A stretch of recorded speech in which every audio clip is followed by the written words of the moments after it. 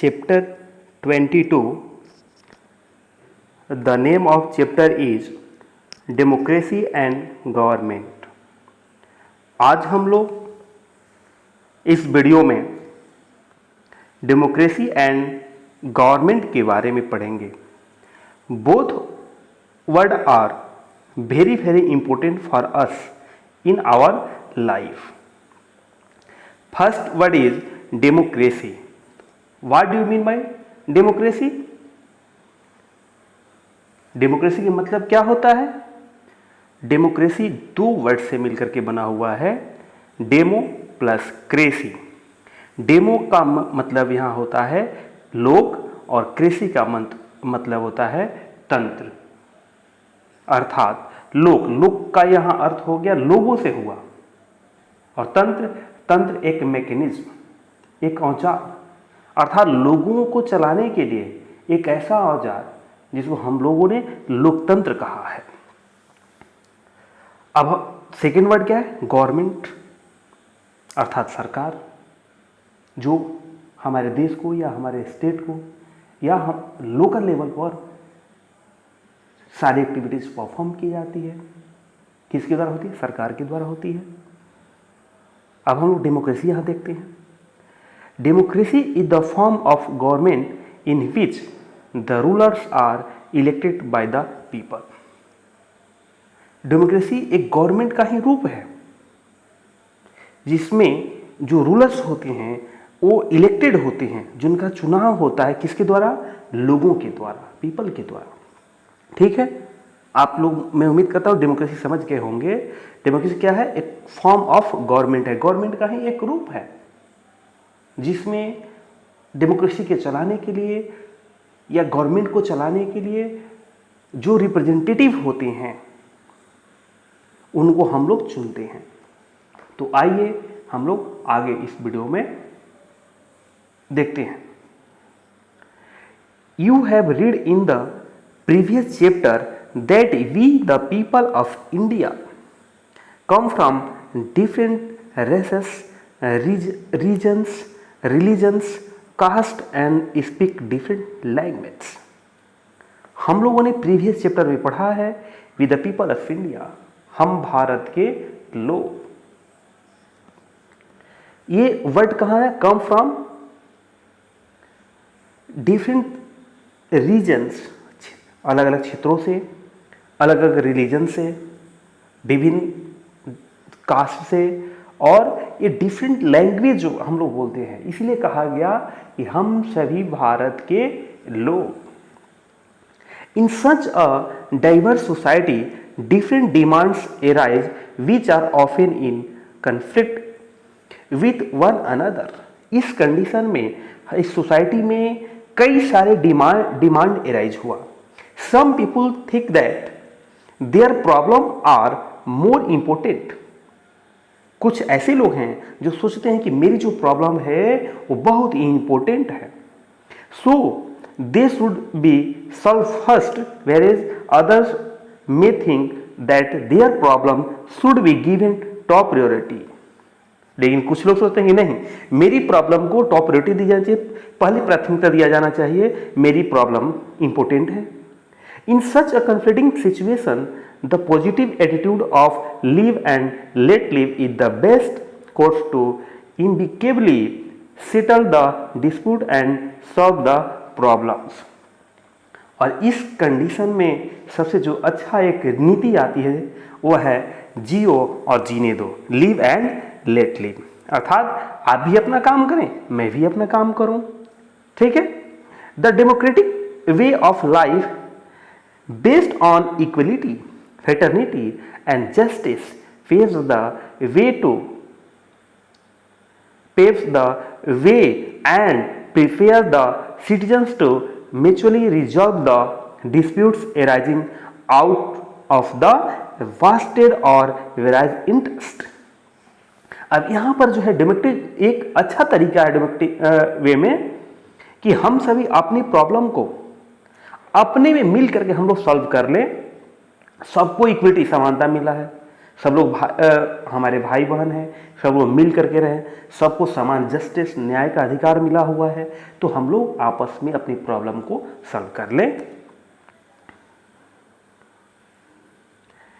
B it government office, private company, a hospital or an educational institutions, conflicting interest lead to misunderstanding, rigid stand and sometimes clashes। ये हम लोग कभी कभी देखते हैं, government office में भी होता है, प्राइवेट कंपनी में पाए जाते हैं, हॉस्पिटल में, एजुकेशनल इंस्टीट्यूशन में, ये सारे जगह पाए जाते हैं। आपस में लोगों की कुछ ना कुछ कन्फ्लिक्ट, संघर्ष हो जाती है।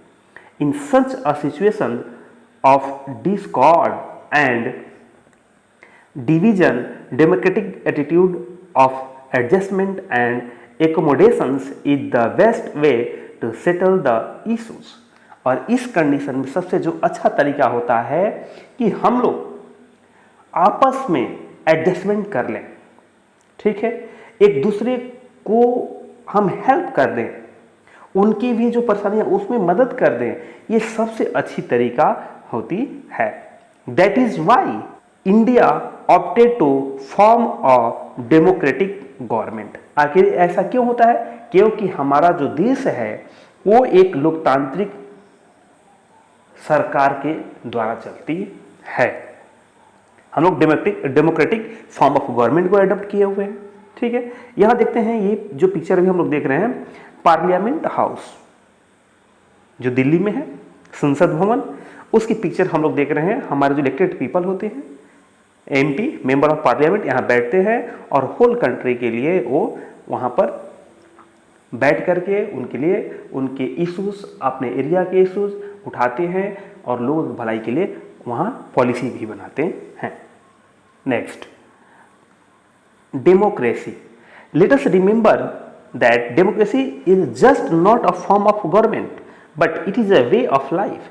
डेमोक्रेसी, याद करिए, यह एक फॉर्म ऑफ गवर्नमेंट ही नहीं है, बल्कि वे ऑफ लाइफ अर्थात जीने का एक तरीका भी है।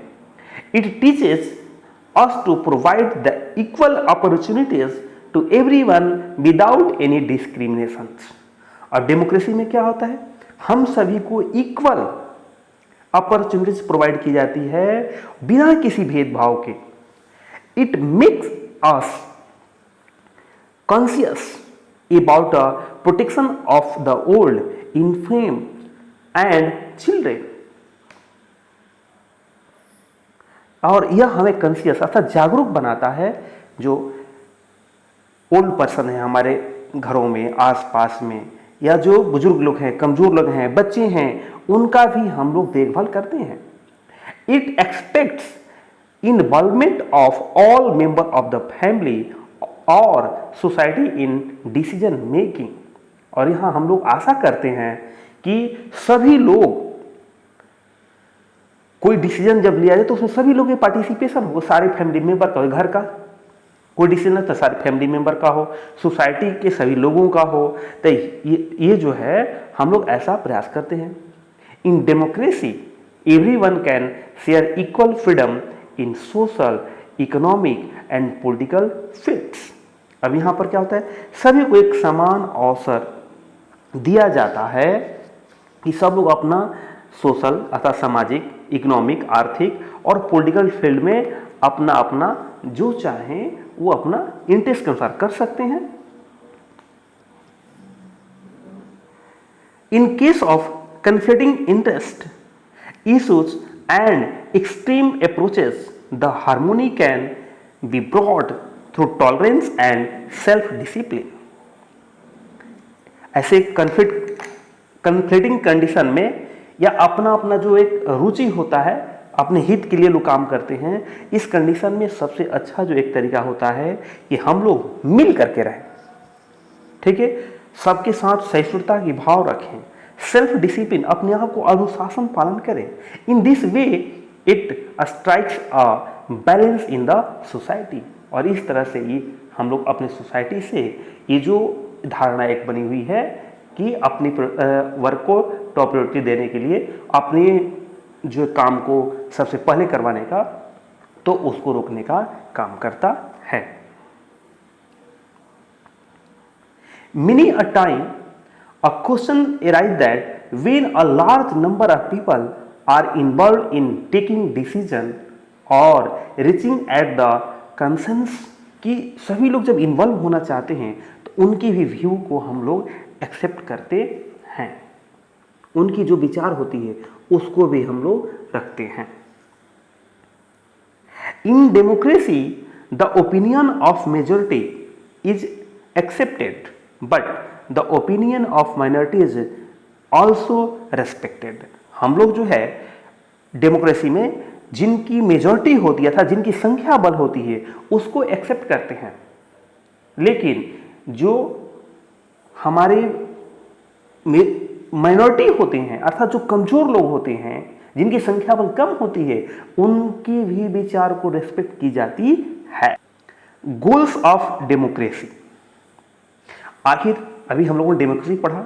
डेमोक्रेसी क्या है? A form of government and people elected their rulers. Democracy एक ऐसा तंत्र है जिसमें लोग अपने रिप्रेजेंटेटिव को इलेक्ट करके भेजते हैं।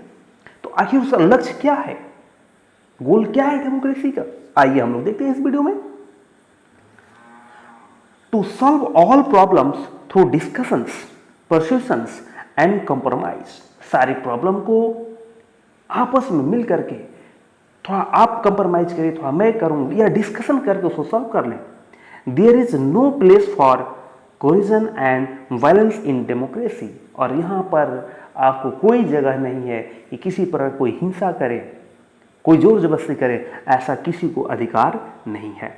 Second, democracy stands for gradually change in society in the social, economic and political fields.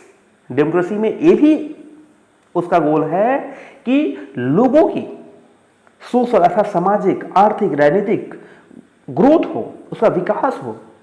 Third, democracy aims at social, economic and political equality.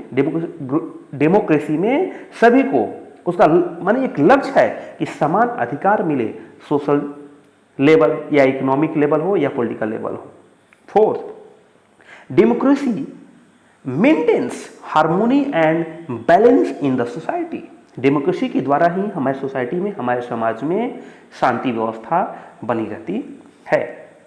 To root out authoritarianism and dictatorship. और democracy में जो अपनी विचार को रखने का प्रयास करते हैं कि मेरे ही विचार को माना जाए, या जो तानाशाही करते हैं, इसका कोई जगह नहीं होता है। उसको खत्म कर दी, डेमोक्रेसी में खत्म करने का प्रयास किया गया है। इसका ये डेमोक्रेसी का लक्ष्य है। Next, democracy inculcates the habit of obeying the rules and regulations of the state। Democracy में ये ऐसा उसका लक्ष्य है कि सभी लोग जो रूल्स रेगुलेशन है उसको फॉलो करें। It helps in the maintaining peace. और डेमोक्रेसी शांति बनाने में भी मदद करता है, उसका ये लक्ष्य है। It endeavors to solve the problems of poverty, hunger, illiteracy and unemployment, the main causes of inequality in India। जो हमारे देश में सबसे बड़ी असमानता कारण है वो भूखमरी है, गरीबी है, साक्षरता है या बेरोजगारी है। इलिटरेसी माने असाक्षर जो लोग हैं हमारे देश में, ये सबसे बड़ी कमी होती है जिसकी वजह से लोग अनइक्वलिटी अपने आप को समझते हैं। Next, probably the ultimate goal of democracy is the well being of each individual as a distinct and significant human being. अब एक ऐसा संभावना है कि डेमोक्रेसी में सभी लोग अच्छे से रहें, सभी व्यक्ति को समान अधिकार। यहाँ पर हम लोग देखते हैं प्रीएम्बल ऑफ इंडियन कॉन्स्टिट्यूशंस, इसको मैंने लिखा है, लर्न इट। ये बहुत ही इंपॉर्टेंट है और ये सामान्यतः कई बार इंटरव्यू में पूछा गया है, तो इसको आप लोग लर्न करेंगे। Representative democracy in a vast country like India, it is difficult to devise a method for the direct participation of the people in government of the country। इतने बड़े देश में, हमारा जो देश है, इसमें सभी को डायरेक्ट पार्टिसिपेशन दे दे, सहभागिता हो जाए, ये पॉसिबल नहीं है। Therefore representative democracy has been adopted in India, और इसीलिए रिप्रेजेंटेटिव डेमोक्रेसी ऑप्ट किया गया, चुना गया। इसका एकदम सिंपल सा कारण है कि इंडिया अर्थात हमारा देश बहुत ही बड़ा है, विशाल है, और इसमें सभी लोगों को सहभागिता कर पाना यह इम्पॉसिबल था। इसलिए उनके रिप्रेजेंटेटिव को चुनने का अधिकार दिया गया, और वो रिप्रेजेंटेटिव उनके लिए वर्क करते हैं या उनके आधार पर करते हैं। Under this system people elect their representatives who govern on their behalf, और इसलिए यह सिस्टम दिया गया, एक कानून बनाया गया कि हम अपने रिप्रेजेंटेटिव को चुनते हैं जो हमारे ही आधार पर, अर्थात हम लोगों के आधार पर जाकर के वो अब गवर्न करते हैं गवर्नमेंट को। This means India is indirectly governed by the people through their elected representative like panch, municipal councillors, members of legislative assemblies और members of parliament। अब इसके कई सारे एग्जाम्पल है जिनको डायरेक्ट इलेक्ट किया जाता है। वो पंच है, म्युनिसिपल काउंसिलर्स हैं, member of legislative assembly MLA जिसको हम लोग विधायक भी कहते हैं, और मेंबर्स ऑफ पार्लियामेंट सांसद। इनको डायरेक्टली हम लोग चुनते हैं और भेजते हैं, ये गवर्नमेंट में जा करके और सरकार को चलाते हैं। अंडरलाइन किया गया इंपॉर्टेंट लाइन है, इसको आप रिमेंबर करेंगे। India is the largest democracy of the world governed bye a democratic government. इसको भी अंडरलाइन किया गया है, बहुत इंपॉर्टेंट है, इसको रिमेंबर करेंगे। भारत विश्व का सबसे बड़ा लोकतांत्रिक देश है, और democratic government is a government of the people, for the people and bye the people. कहा गया है और डेमोक्रेटिक गवर्नमेंट क्या है? गवर्नमेंट ऑफ द पीपल, जनता का, फॉर द पीपल, जनता के लिए, एंड बाय द पीपल, जनता के द्वारा। देखिए कितनी बड़ी हमारा डेमोक्रेसी का डिफिनेशंस है। ये जनता का, जनता के लिए और जनता के द्वारा, अर्थात हम ही उसको बनाते हैं। किसके लिए बनाते हैं? अपने लिए। और किसके द्वारा बनाते हैं? खुद हम बनाते हैं। The people of India have the power to govern their country through their elected representative who take decisions on behalf of the people, make laws in the interest of the people and work for their welfare। और जो भारत के लोग हैं वो power देते हैं अपने representative को इलेक्ट करके, चुन करके, जो डिसीजन लेते हैं पीपल के आधार पर, हम लोग के आधार पर, और कानून भी बनवाते हैं, और डिफरेंट वर्क को जो हमारे लिए बेनिफिशियल हो उस वेलफेयर वर्क को भी हम लोगों के लिए हमारे रिप्रेजेंटेटिव करते हैं। डू यू नो, क्या आप जानते हैं? We Indians must feel proud of the fact that our constitutions makers gave equal voting rights to men and women both after independence. When the constitutions was in force, unlike that of US, the UK and France। यह हमारे देश में ऐसा हुआ है कि हम लोग गर्व महसूस करते हैं कि जब कॉन्स्टिट्यूशन बना, जो इनके बनाने वाले हैं वो मेल और फीमेल अर्थात मैन एंड वुमेन को इक्वल राइट दिए कि वो वोट कर सकती हैं। Like US, UK and France, उनके यहाँ ऐसा नहीं हुआ। हम लोग इंडिपेंडेंट हुए और सेम डेट से मेल और फीमेल दोनों को राइट है वोट करने का, except UK, US and France. Where women, France, where women had to fight for years to get the right to vote. मतलब फ्रांस वगैरह में, यूके में महिलाएं बड़ी संघर्ष की वोट करने के लिए। In the United States of America women got the right to vote in 1920। America में 1920 में महिलाओं का अधिकार मिला। In UK they were given voting rights in 1928 और यूनाइटेड किंगडम में 1928 में मिला, whereas in France the women were given the right to vote in 1944, और फ्रांस में 1944 में मिला। नाउ पीपल्स पार्टिसिपेशंस, अर्थात लोगों की सहभागिता। Participations of the people in the elections process of the country at the various level is based on universal adult franchise, which means all the citizens of India who are 18 years of age and above are eligible to cast their votes irrespective of caste, color, creed, religion, region or language। Universal adult franchise, ये people participations का एक important part है, अर्थात vote देने का अधिकार हमारे देश में वैसे लोगों को those are completed 18 years and above have to write vote without any discriminations on the basis of caste, color, religion, region, language etc. अर्थात बिना किसी भेदभाव के, जात का, धर्म का, संप्रदाय का, किसी क्षेत्र विशेष का, हम सभी को इक्वल राइट है और हम सभी वन वोट करते हैं। Right to vote and to elect representative is given to all the adult without any discrimination, बिना किसी भेदभाव को हम सभी को समान अधिकार मिला। This right forms the very basis of democratic governments at the various level in India. और यह जो डिफरेंट लेवल पर जो इंडिया में दिया गया है, जो गवर्नमेंट के लेवल्स हैं, सभी जगह सबको समान अधिकार है। People's participation does not end even after the elections, ऐसा नहीं है कि पीपल जो है इलेक्शन हो गया उनका जो पार्टिसिपेशन समाप्त हो गया, ऐसा नहीं है। It is also to be seen when government is formed by the elected representatives, और उस समय भी जब देखा जाता है जब सरकार बन जाती है।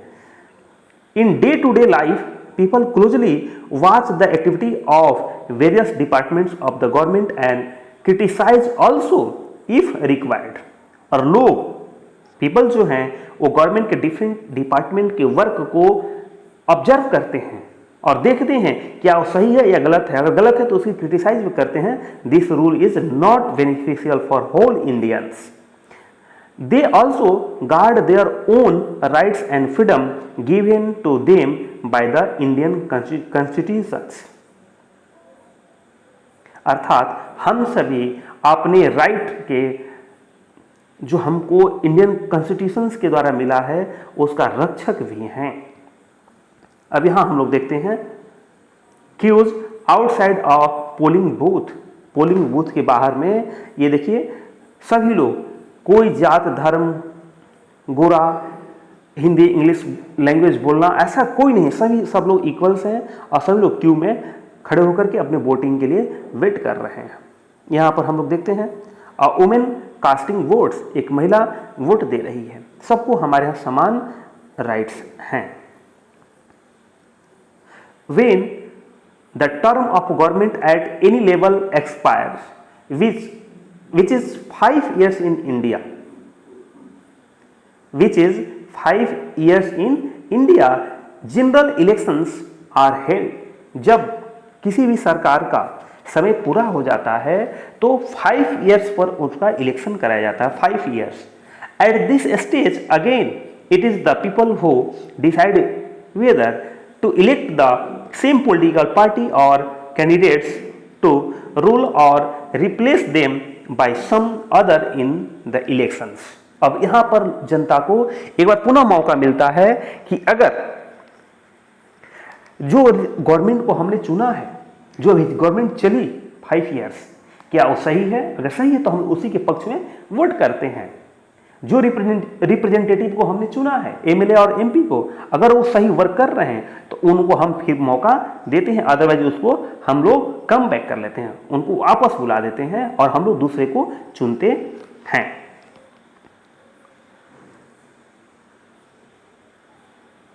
Considering all the aspects, the duty of the voters in a democratic setup is by no means easy and simple. अर्थात इस डेमोक्रेटिक गवर्नमेंट में हम वोटर्स का भी जो वे है या उनकी राइट है ये बहुत ही आसान नहीं है। इसलिए हमारी जिम्मेदारी बनती है, अगर वैसी सरकार जो गलत वर्क करती है उसको दोबारा चुनते हैं, या वैसे एमएलए या एमपी विधायक और सांसद जो गलत करते हैं, जो पंच हैं, जो मुखिया हैं, और अगर वो गलत करते हैं और उनको हम दोबारा चुनते हैं तो उसके मतलब कि हम सभी गलत करते हैं। Therefore, it is essential to think carefully before one cast one's vote। अर्थात जब हम लोग वोट देते हैं, एक आदमी को एक वोट देने का अधिकार है, उस समय हमें सोचनी चाहिए। It is our moral duty that we use our right to vote judicially। और हमारी यह अधिकार है कि अपने वोट को हम एक न्यायिक तरीके से ईमानदारी पूर्वक अपने वोट करें जो गलत ना हो। Now, next point, how do we govern ourselves? हम लोग अपने आप को कैसे गवर्न करते हैं? In our daily life, we observe that many activities are always going on throughout the country। हम लोग ऑब्जर्व करते हैं कि हमारे आसपास में बहुत सारे वर्क होते रहते हैं हमारे देश में। These are building of roads, generation of electricity, running of hospitals and dispensaries, imparting elections, imparting educations, transportation of goods and passengers, defending the borders, etc।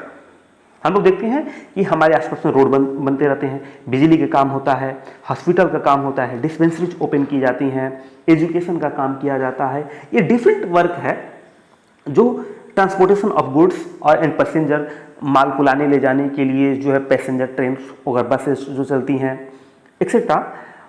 Who organises and control all this? आखिर इस सारे को कौन करता है? ये जितनी सारी एक्टिविटी, रोड बनाना, होटल्स ओपन करना, हॉस्पिटल्स खोलना, स्कूल चलाना, इलेक्ट्रिसिटी का काम करना, वाटर का काम करना, एजुकेशन का काम करना, ये सारी काम आखिर कौन देखता है? ये बहुत ही इंपॉर्टेंट है।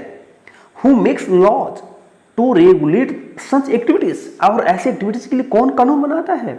It is the governments at the different levels that organise, supervise and control the activities around us. और इसके लिए गवर्नमेंट होती है हम लोगों के ऊपर, ये सारी एक्टिविटीज को सुपरवाइज करती है, ऑर्गेनाइज करती है और उसको कंट्रोल करती है। The government not only makes laws for all of us but execute them as well. Government हमारे लिए केवल लॉ ही नहीं बनाती, कानून नहीं बनाती, बल्कि उसको एग्जीक्यूट अर्थात उसको लागू भी करती है। In case some people break this laws they are punished also. अगर कोई कानून को तोड़ता है तो उसको पनिश्ड भी किया जाता है। For good governance and smooth functioning of various departments the duties and responsibility are divided among the government at different level. और एक अच्छी सरकार के लिए, एक अच्छी सरकार हमारी जो चले, उसके लिए डिफरेंट डिपार्टमेंट्स और को ड्यूटीज बांटी गई है और उसको डिफरेंट लेवल पर गवर्नमेंट की बांट दी गई है। आइए हम लोग देखते हैं लेवल्स ऑफ गवर्नमेंट अर्थात सरकार की स्तर, कितने स्तर पर सरकार वर्क करती है।